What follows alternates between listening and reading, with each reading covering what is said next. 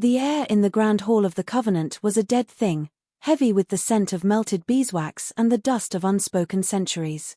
King Theron of the ash-veiled court stood beside a pillar of obsidian veined with silver, a shadow among shadows, and felt the weight of his 1,000 years settle into the marrow of his bones. Peace summits were always the same, a pantomime of civility performed by ancient predators who had long ago forgotten the taste of anything but blood and power. He watched the human delegates, fragile and fleeting as moths, flutter in their velvets and silks, their heartbeats a frantic, tantalizing drum against the hall's oppressive silence. Their fear was a perfume, subtle and cloying. For 6 centuries, since the last futile war, a fragile truce had held between the vampire courts and the mortal kingdoms. Now, that truce was fraying. Resources were dwindling, territories were disputed, and the old hatreds were stirring like embers in a dying fire. This summit was meant to weave a new treaty from the rotten threads of the old, but Theron knew it was a fool's hope.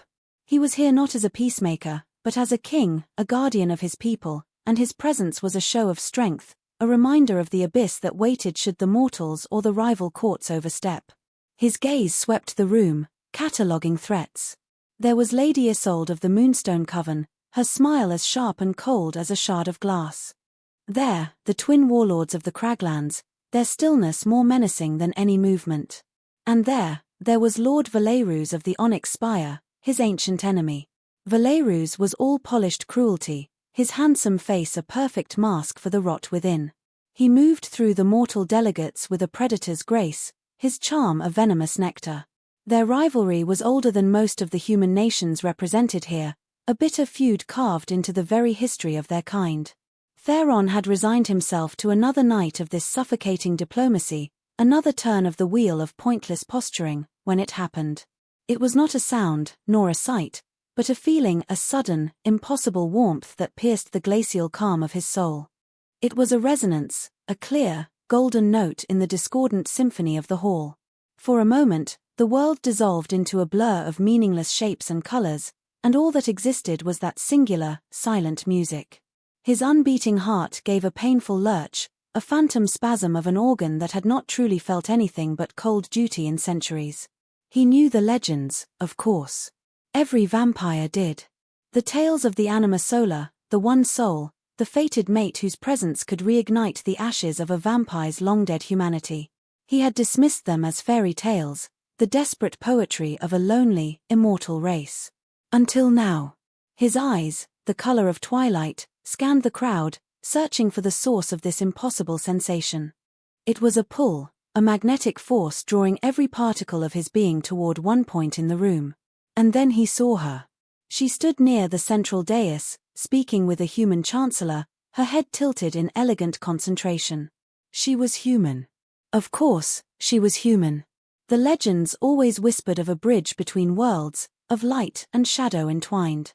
She was not beautiful in the way of his kind, all sharp angles and predatory grace. Her beauty was quieter, softer. The gentle curve of her jaw, the warmth in her skin that seemed to glow from within, the deep, thoughtful brown of her eyes. A cascade of dark chestnut hair was pinned back from her face, exposing the delicate, vulnerable line of her throat. The sight of it sent a jolt of pure, protective instinct through him so fierce it nearly brought him to his knees. He could feel her spirit like a physical presence, a steady, resilient light in the suffocating dimness of the hall. Hope, a word he had long since excised from his vocabulary, bloomed hot and painful in his chest. This was it. This was her. The end of his long, solitary night. He took a half-step forward, an involuntary movement, the pull undeniable. He had to know her name. He had to hear her voice. He had to stand in her light and feel, for the first time in a millennium, something other than the endless, echoing void. And then, Lord Valerus moved to her side. He did not touch her with familiarity, but with ownership. His hand settled on the small of her back, a proprietary gesture that was both a caress and a brand. He leaned in, his lips brushing the shell of her ear, and though his smile was for her, his cold, triumphant eyes lifted and found Theron's across the crowded room. A silent, vicious declaration of victory. The human chancellor bowed and retreated, leaving them alone. Valerus's smile widened as he straightened, his hand still possessively on the woman. He spoke her name, his voice a low murmur that carried across the hall on a current of smug satisfaction. Ilara. The woman, Ilara, turned her face toward Valerus, and the light on her left hand caught the flicker of the candelabras. A diamond, large and brilliant, glittered on her finger. An engagement ring. Valerus held Theron's gaze, a silent challenge, a boast of a prize won. The golden note in Theron's soul shattered into a million dissonant shards. The warmth vanished, replaced by a cold fury that threatened to crack the very foundations of his control. His fated mate. His one chance at salvation in an eternity of damnation. And she was promised to the one being in existence he despised above all others. The universe, it seemed, had a truly exquisite sense of cruelty. Ilara felt the king's gaze like a physical weight. She had been aware of him all evening, a pillar of silent, brooding power in the corner of the hall. Theron, the ash-veiled king. His name was a horror story whispered to frighten mortal children, a name synonymous with ancient power and merciless judgment. He was older than any written history, and his court was a place of legend, shrouded in mist and fear. Yet, when his eyes had found hers, she had not felt the terror she expected. She had felt, seen. It was a deeply unsettling sensation, as if he were looking past the carefully constructed facade of the diplomat's daughter and into the frightened, fiercely private core of her. Then Valerus had appeared at her side, his touch both a comfort and a cage. His presence was a constant, low-grade hum of anxiety in her life. Lord Valerus was charming, impossibly handsome, and a monster of the highest caliber. Her engagement to him was a political necessity, a sacrifice her father, a duke on the borderlands, had deemed essential to secure their territory from the encroaching wilds and the ambitions of other vampire courts. Valerus wanted a human bride of noble blood to lend his ancient house a veneer of legitimacy in this new era of supposed cooperation. She was that bride. A living treaty. A beautiful, well-spoken lamb for the slaughter. She hated the ring on her finger. It was cold and heavy, a constant reminder of her gilded prison. When Valerus looked at her, he saw a prize, a possession. His compliments were about her appearance, her lineage, her suitability as a consort. He had never once asked her opinion on a piece of music, or what she thought of the book she was reading. He did not care for the contents of her mind or heart, only for the symbolic value of her hand in his. Now, she felt Theron's gaze from across the room, and in that single, weighted look, she felt more acknowledged than she had in 6 months of her engagement to Valerus. "The vampire king seems quite taken with you, my dear," Valerus murmured, his breath cold against her ear. There was no warmth in the words, only a sharp, possessive edge. "Perhaps you should be flattered. He has not shown interest in anyone, mortal or immortal, for centuries." "I imagine he is merely assessing the room," Ilara replied, keeping her voice even, a diplomat's daughter to the core. "He is a king, after all. It is his nature to observe." "Oh, he is observing you," Valerus insisted, his fingers tightening slightly on her back. A warning. "Do not look at him." The command was soft, almost a lover's whisper, but it carried the unyielding force of iron. She obeyed, lowering her eyes to the polished marble floor, her own reflection a wavering, trapped thing. The pressure in the hall felt immense, a silent war being waged in glances and gestures over her head. She was the battlefield, and she had no say in the outcome. A familiar feeling of helplessness washed over her, cold and bitter. She had been raised to be dutiful, to sacrifice her own desires for the good of her people. But as she stood there, a pawn between two ancient, warring kings, she felt a spark of rebellion, small and hot, ignite in the quietest corner of her soul. She was more than a treaty. She was more than a prize. And for the first time, she felt a desperate, terrifying wish that someone else in this room might see that, too. The rest of the evening passed in a torturous haze for Theron. He was forced to watch as Valerus paraded Ilara through the hall, a conqueror showing off the spoils of war. Every polite smile she gave, every carefully neutral nod, felt like a physical blow.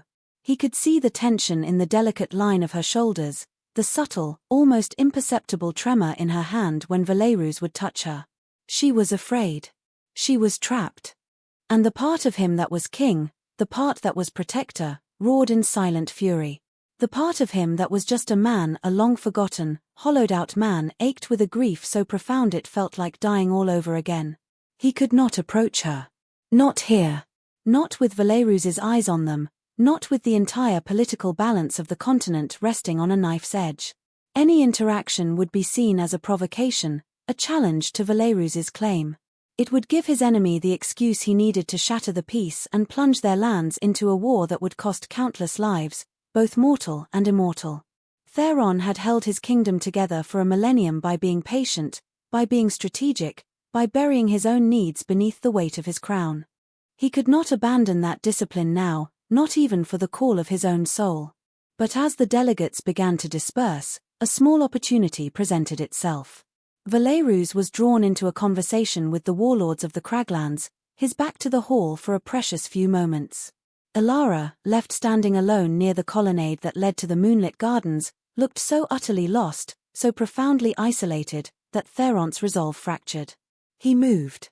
It was not a decision, but an instinct. He flowed through the remaining crowds like smoke, his ancient grace making him all but invisible until he was standing a few feet from her. She started when she saw him, her hand flying to her throat in a gesture of surprise and fear. Her heart, he could hear it, a frantic bird beating against the cage of her ribs. "Your Majesty," she breathed, her voice softer than he had imagined. She dipped into a flawless curtsy, her eyes fixed on the floor. "There is no need for such formality, Lady Elara," he said, his own voice sounding rough and unused in his ears. He had not spoken a word all night. He kept his distance, careful not to crowd her, to intimidate her further. He could smell the clean, warm scent of her skin, of lavender and something uniquely her own, and it was intoxicating. It was the scent of life. "I merely wish to say, your father, the Duke of Eridor, is a man of great courage. He has held the borderlands with honor for many years." Her head lifted at that, surprise flickering in her deep brown eyes. It was not what she had expected. "Thank you, Your Majesty. He does his duty." "Duty is a heavy burden to bear," Theron said, the words coming from a place of profound truth. He saw a flicker of understanding in her expression, a shared recognition of sacrifice. For a heartbeat, the chasm between them, king and commoner, vampire and human, ancient and young, seemed to vanish. There were only two people, bound by responsibility, standing in the cold moonlight. "Indeed, it is," she whispered, and her gaze was direct, unafraid. In her eyes, he did not see the monster of legend. He saw a man. A lonely, weary man. The moment was shattered by Valerus's voice, sharp and cold as ice. "Elara." "It is time to leave." He was at her side in an instant, his hand closing around her arm, his grip just a little too tight.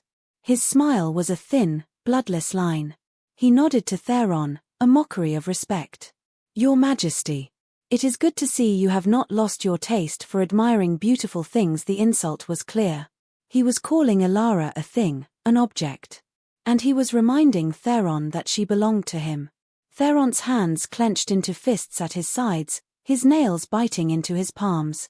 The effort it took not to tear Valerus's arm from its socket was monumental.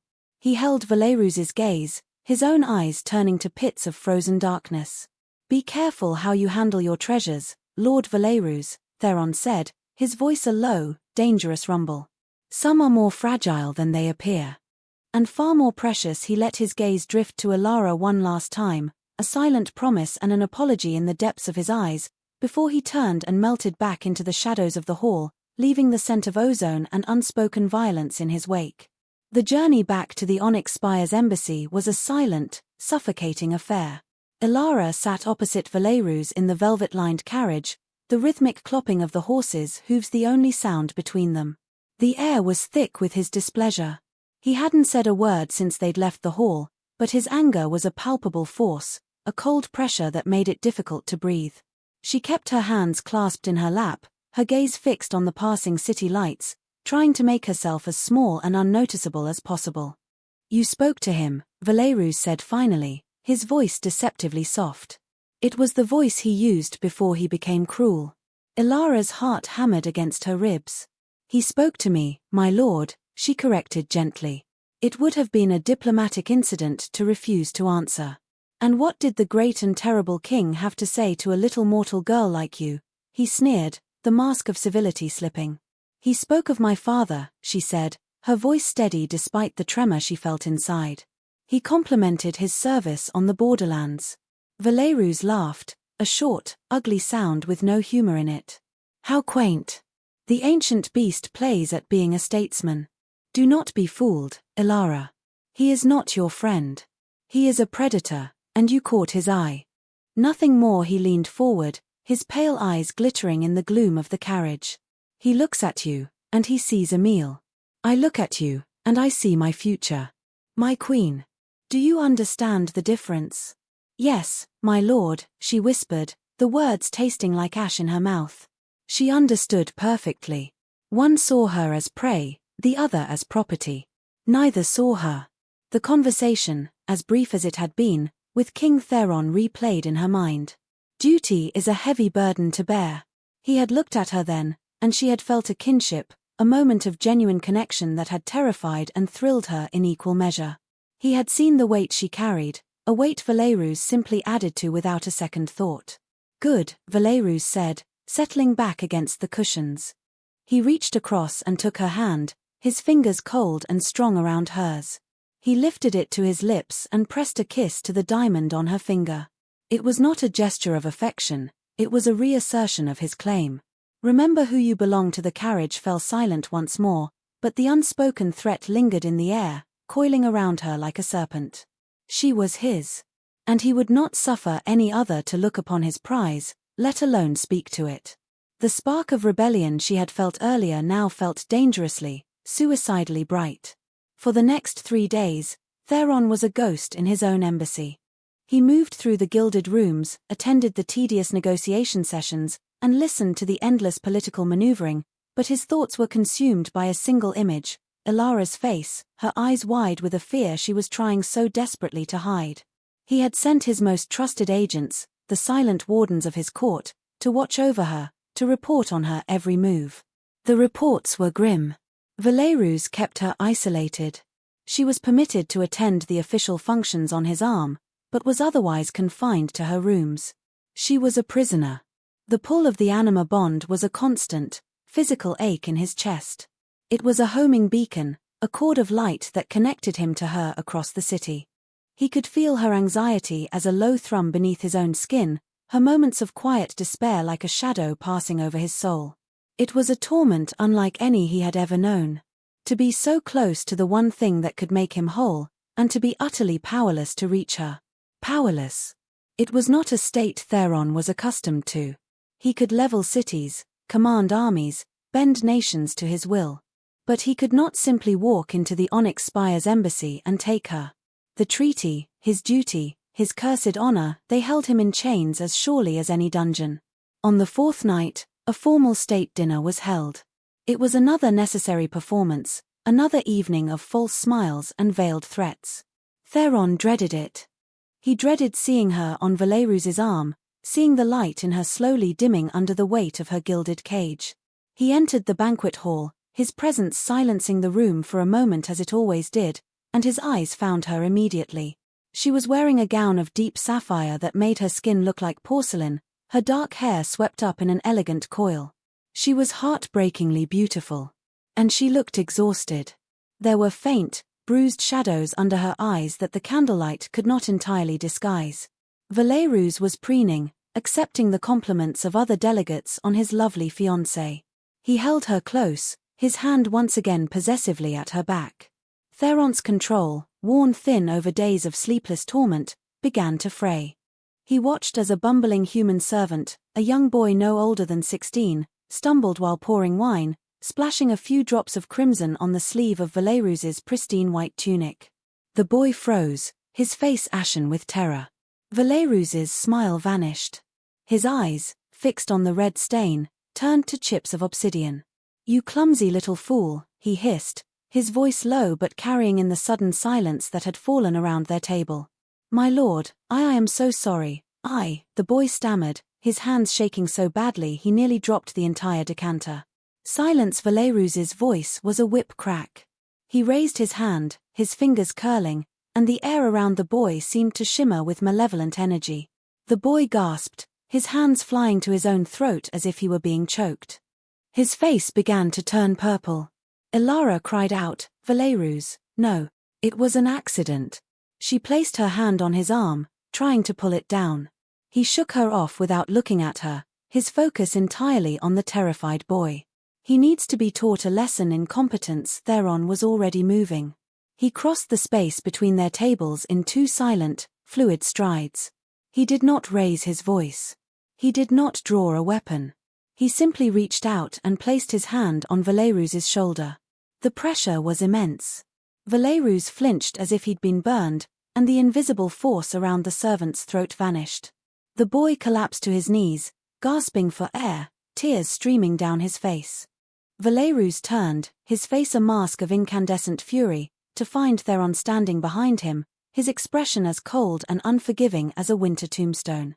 "The boy has apologized, Lord Valerus," Theron said, his voice quiet but resonating with an ancient power that made the very air tremble. "There is no need for further correction. This is a peace summit, after all. Let us try to be civil." His hand was still on Valerus's shoulder, a grip of iron sheathed in velvet. It was not a request. It was a command. For a long moment, the 2 ancient vampires stared at each other, a silent battle of wills waged in the center of the stunned banquet hall. Valerus's pride warred with the primal, instinctual fear that Theron's sheer presence inspired. Finally, with a barely perceptible sneer, Valerus relented. He jerked his shoulder out of Theron's grip. "As you wish, Your Majesty," he spat, the words dripping with venom. He shot a look of pure loathing at the cowering servant boy. "Get out of my sight." The boy scrambled away, helped to his feet by another servant. Theron's gaze then moved from Valerus to Ilara. She was staring at him, her hand pressed to her mouth, her eyes wide with a mixture of shock, fear, and something else he dared not name. Gratitude. He had not intervened for the sake of diplomacy. He had not intervened to assert his dominance over Valerus. He had done it because he could not bear to see the look of horror on her face. He had done it for her. And in the silent, breathless space between them, he knew that she understood. The incident at the dinner shattered what little composure Ilara had left. Valerus's cruelty had been laid bare for all to see, a terrifying glimpse of the man she was bound to for the rest of her life. But it was Theron's intervention that had truly shaken her to the core. He had moved with the lethal grace of a striking serpent, yet his actions had been entirely protective. He had saved the boy.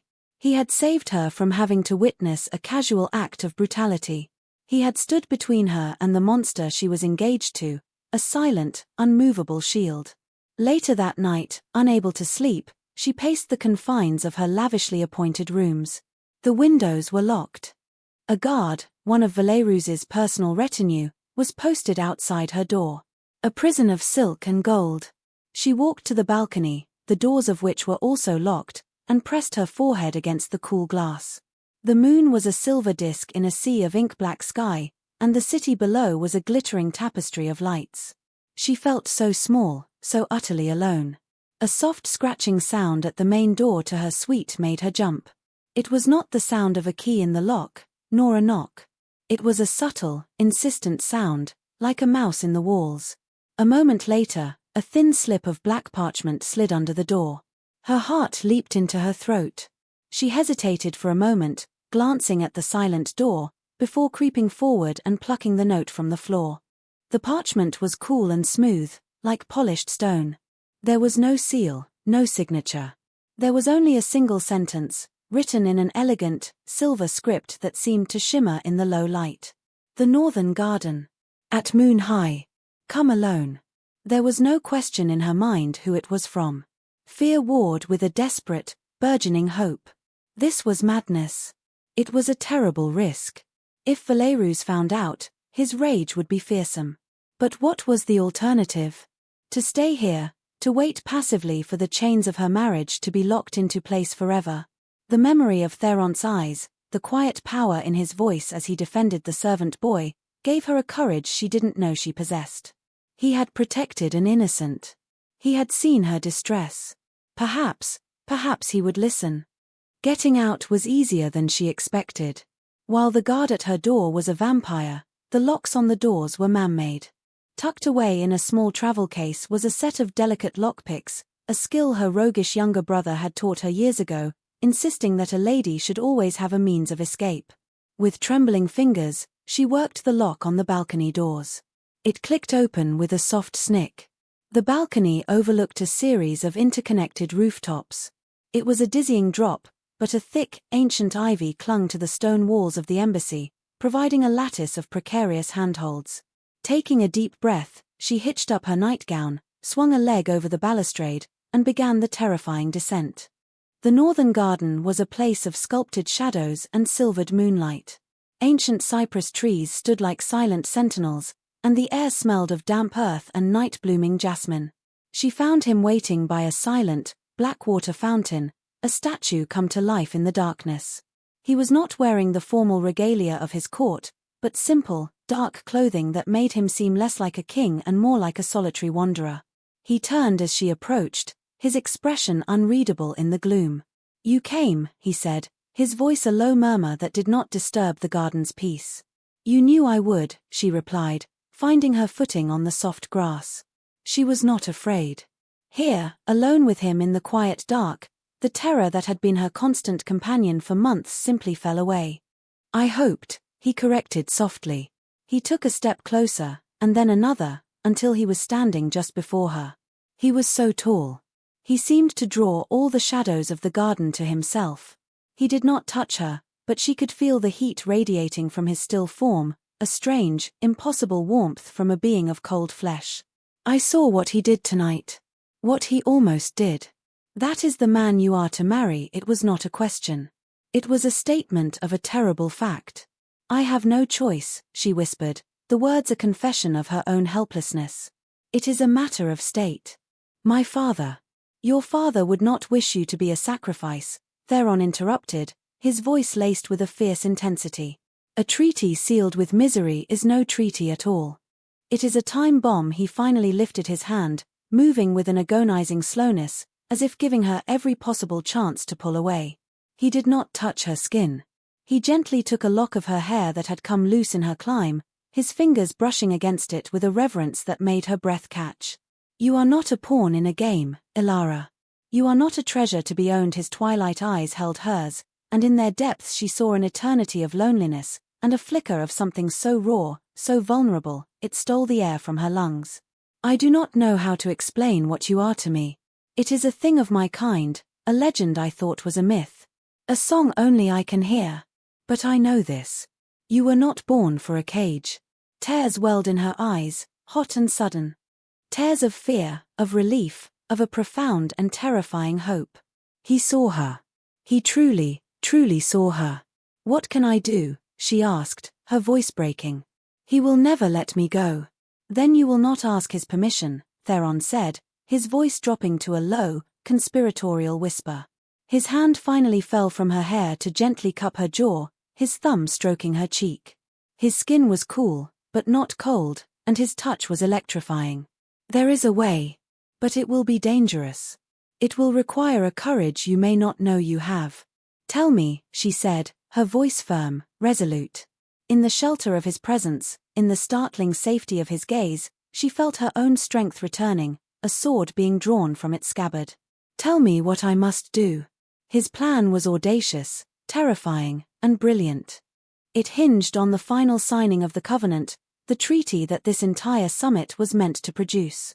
The ceremony was to be held in 2 days' time, in the Great Hall, before all the assembled delegates of the mortal and immortal courts.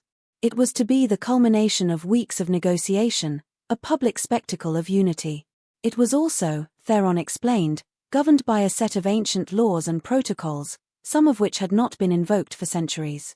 According to the old code, which predates even the current kingdoms, any treaty sealed by a betrothal can be nullified if one party can prove duress or unsuitability before a council of witnesses, he explained, his voice a low hum in the quiet garden.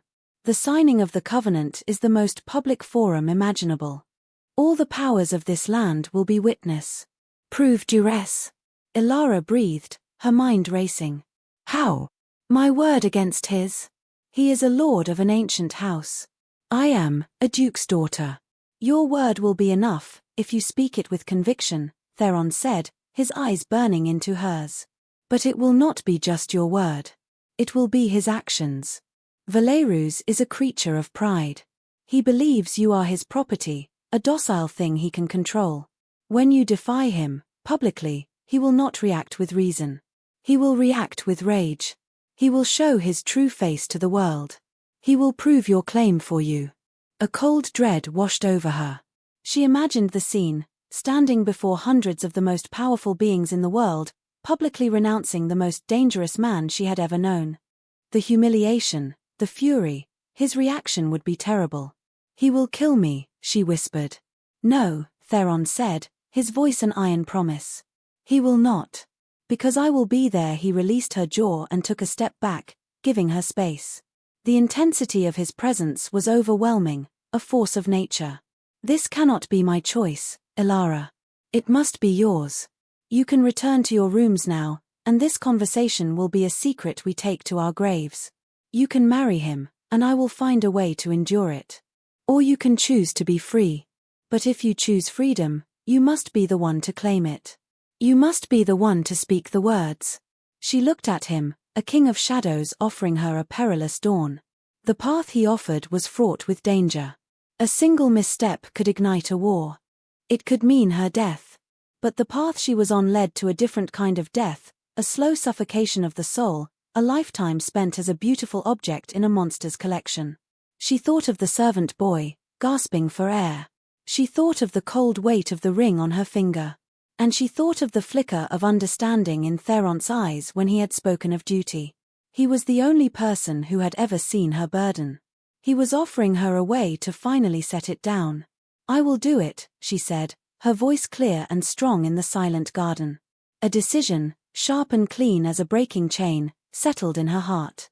She would not be a sacrifice. She would be a queen of her own making. A small, slow smile touched Theron's lips. It was the first time she had seen him smile, and it transformed his severe, weary face into something breathtakingly handsome. It was a smile of relief, of pride, of a hope so fierce it seemed to push back the darkness around them. Then on the day of the signing, he said, his voice full of a new, resonant energy, "Show them all the queen you were born to be." He reached into his tunic and pulled out a small, intricately carved wooden bird, no bigger than her thumb. It was fashioned from a dark, almost black wood, polished smooth with age. Keep this with you. It is a token of my court. If you are in danger, if you need me before the ceremony, crush it in your hand. I will come. He pressed it into her palm, his fingers closing over hers for a brief, warm moment. The little bird felt solid, a tangible piece of his promise. She curled her fingers around it, its smooth wood a comfort against her skin. Without another word, he turned and was gone, dissolving into the shadows as if he had never been there at all, leaving her alone with the moon, a desperate plan, and the small, defiant bird clutched tightly in her hand. The next 2 days were the longest of Elara's life.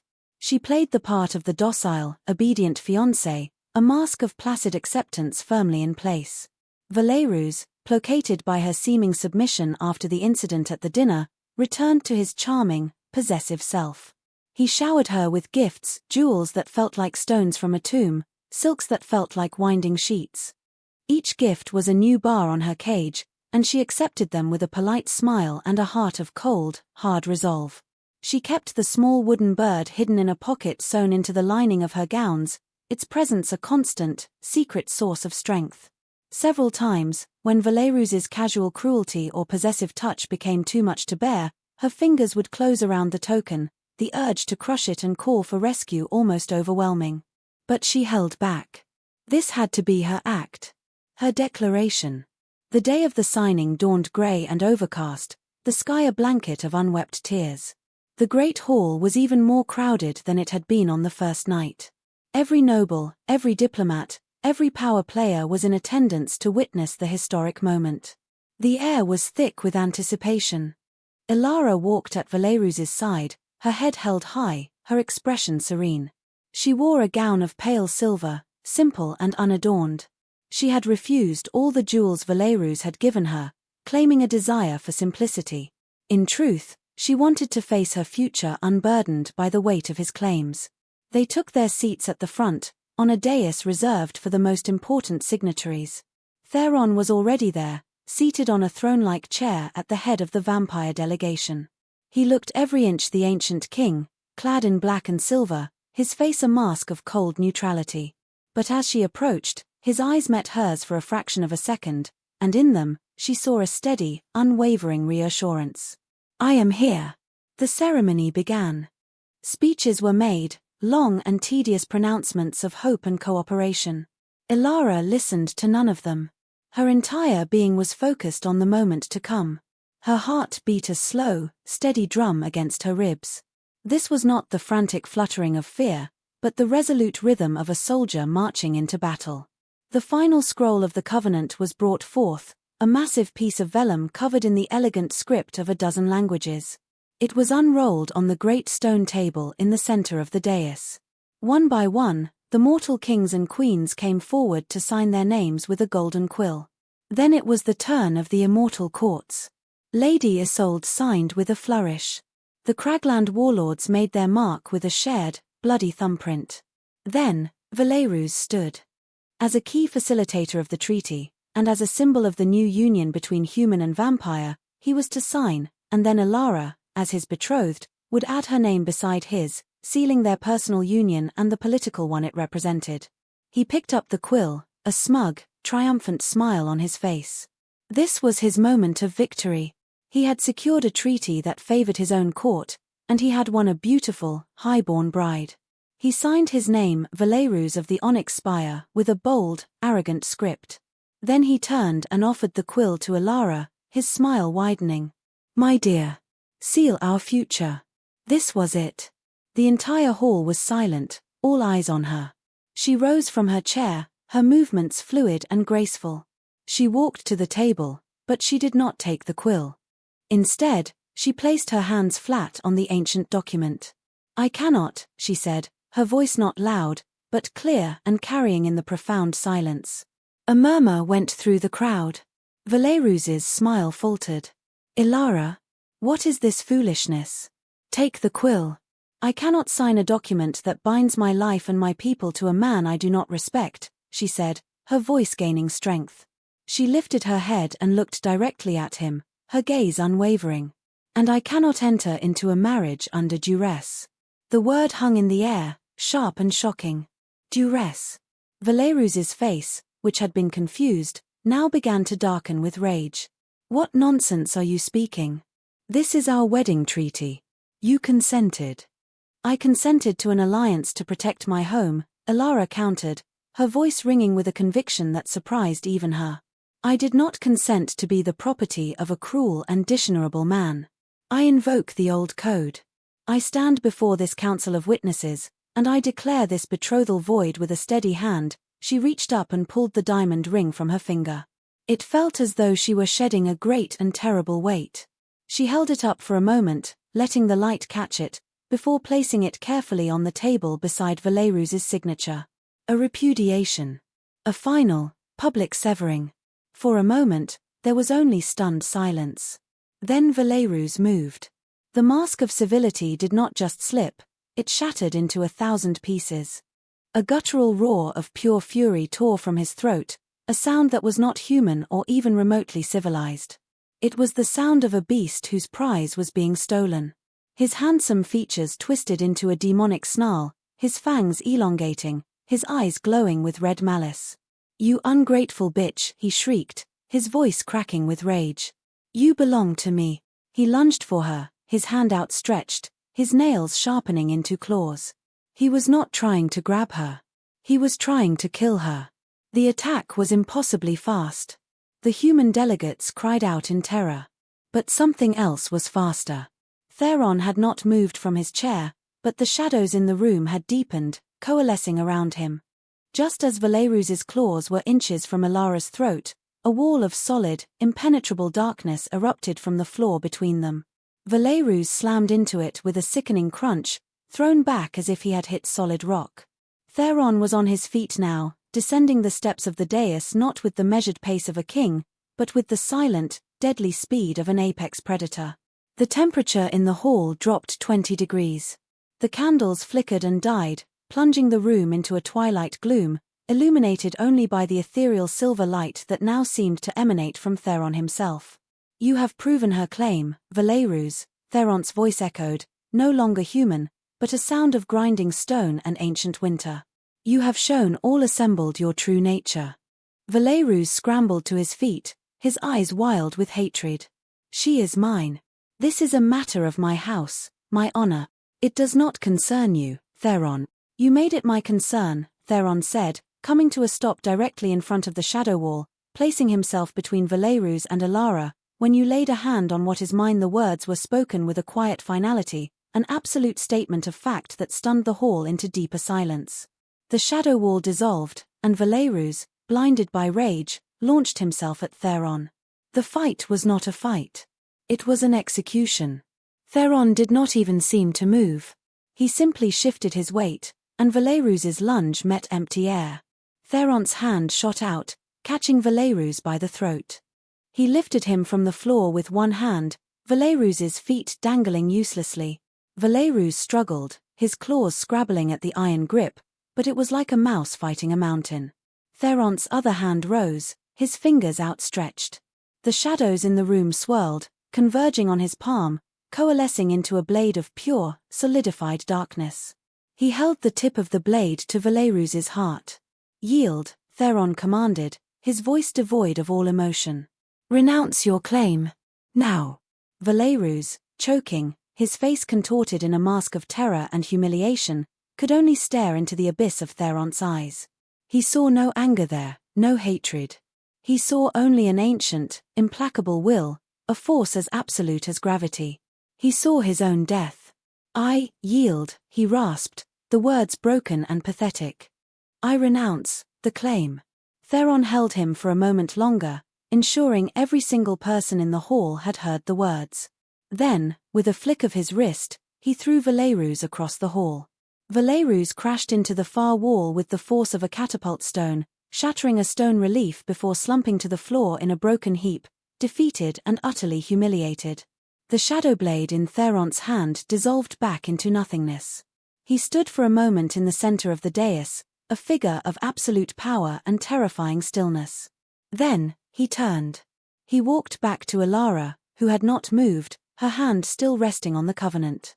He stopped before her, the terrifying aura of the warrior king receding, replaced once more by the quiet, weary man from the garden. He gently took her hand, his cool fingers wrapping around hers. "Are you all right?" he asked, his voice now soft, concerned, for her ears only. She could only nod, her throat tight with 1,000 unsaid emotions. He had kept his promise. He had been her shield. He looked from her to the assembled delegates, his expression once again regal and commanding. "The betrothal is void," he declared, his voice ringing through the hall. "But the treaty will be honored. A new alliance is formed this day. Not of coercion and fear, but of mutual respect. The Ashveiled court will guarantee the peace on the borderlands. We will be the Duke of Eridor's allies." He then looked down at Alara, his thumb stroking the back of her hand, a gesture of profound tenderness in the midst of the political chaos. "And Lady Alara," he said, his voice softening once more, "will be returning with me. As my honored guest." The implication was clear. She was under his protection now. Untouchable. No one in the hall, mortal or immortal, dared to argue. The journey to the Ashveiled court was a blur. Alara remembered little of the political fallout, the hurried renegotiations, the stunned and fearful faces of the delegates. Her world had shrunk to the quiet, secure space of Theron's presence. He did not leave her side. They traveled in his personal carriage, a vehicle of black wood and silver that moved with impossible speed and silence. For the first time in months, she felt the iron band of anxiety around her chest begin to loosen. She was no longer a pawn. She was no longer a prisoner. She was free. They arrived at his kingdom as dawn was breaking. It was not the dark, terrifying place of legend. His castle was a spire of pale grey stone that seemed to grow out of the mountain itself, wreathed in a soft, silver mist. The sun, when it rose, did not burn the land, but bathed it in a gentle, ethereal light.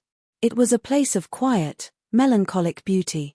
He led her through silent, echoing halls, past tapestries that depicted not battles, but constellations, and past windows that looked out onto gardens of moon-white flowers. He brought her to a suite of rooms that were warm and filled with light. A fire crackled in the hearth, and the shelves were lined with books in a dozen languages. It was a scholar's haven, not a princess's chamber.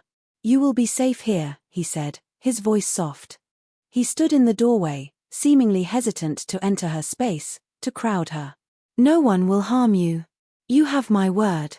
"I know," she said, turning to face him. The morning light streamed through the window, catching in her hair. She looked tired, but her eyes were clear and bright. Theron, it was the first time she had used his name. It felt right on her tongue. He visibly relaxed at the sound of it, a subtle unknotting of the tension he always seemed to carry in his shoulders. "Ilara," he replied, his voice full of a quiet wonder. She took a step toward him, her heart no longer afraid. She reached out and gently touched the back of his hand. His skin was cool, as she knew it would be, but a strange warmth seemed to bloom from the point of contact, spreading up her arm. He flinched slightly, not in revulsion, but in surprise, as if he had forgotten what a simple, gentle touch felt like. "You called me yours," she said quietly, her eyes searching his. "In the great hall. You told Valerus, you told him he had laid a hand on what is yours." He looked down at their hands, his long, pale fingers dwarfed by her smaller, warmer ones. "It is the nature of the bond one told you of," he said, struggling to find the words. "The anima sola. It is a connection of the soul. In the eyes of my kind, and in the eyes of fate, you have been mine since the moment I first saw you. As I am yours." He finally lifted his gaze to meet hers, his twilight eyes filled with a hope so fragile it was heartbreaking. "It is not a claim of ownership, Ilara. It is a statement of fact. Like saying the sun rises or the moon wanes. It simply is. But it is a bond that must be freely accepted. I will not be another cage for you." She smiled, a genuine, radiant smile that lit up her whole face. She had spent her life in cages, the cage of duty, the cage of her gender, the cage of her betrothal. Theron was not offering her another. He was offering her a partnership. A sanctuary. "I think," she said, her voice soft but sure, "it is a bond one have felt, too. I just didn't have a name for it. A song only I could hear." She echoed his own words back to him, and saw the profound relief and dawning joy in his eyes. She took another step, closing the distance between them, and rose on her toes to press a soft, chaste kiss to his cheek. His skin was smooth and cool, and he froze under her touch, utterly still, as if a butterfly had landed on a statue of stone. When she drew back, his eyes were closed. A single, perfect tear, black as ink, traced a path down his cheek. The first tear he had shed in 500 years. He opened his eyes, and the weariness of 1,000 years was gone. In its place was a look of pure, unadulterated devotion. He did not pull her into a passionate embrace. He did not make grand declarations. He simply took her hand, raised it to his lips, and pressed a kiss to her knuckles with the reverence of a penitent at a shrine. It was a promise. A beginning. In the years that followed, the story of the mortal diplomat's daughter who defied a vampire lord and was championed by the Ashveiled king became a legend. The alliance between her father's duchy and Theron's court blossomed into a new era of peace and prosperity for the borderlands, a model of the cooperation the Covenant had only dreamed of. Ilara never became Theron's queen in title, for he had no throne for a consort. Instead, she became his partner, his advisor, his confidant. She ruled beside him, her human wisdom and compassion tempering his ancient, often harsh, judgment. She brought light and life to the silent, misty halls of his castle, filling them with music, with debate, with laughter. He, in turn, gave her a freedom and a respect she had never known, treasuring her mind and her spirit as much as the soul-deep connection they shared. The bond of the anima sola was not a fairy tale ending. It was the start of a long and challenging journey, a bridge built between night and day, between mortality and immortality, a testament to the idea that true love was not about possession, but about the profound, courageous, and transformative act of truly seeing another.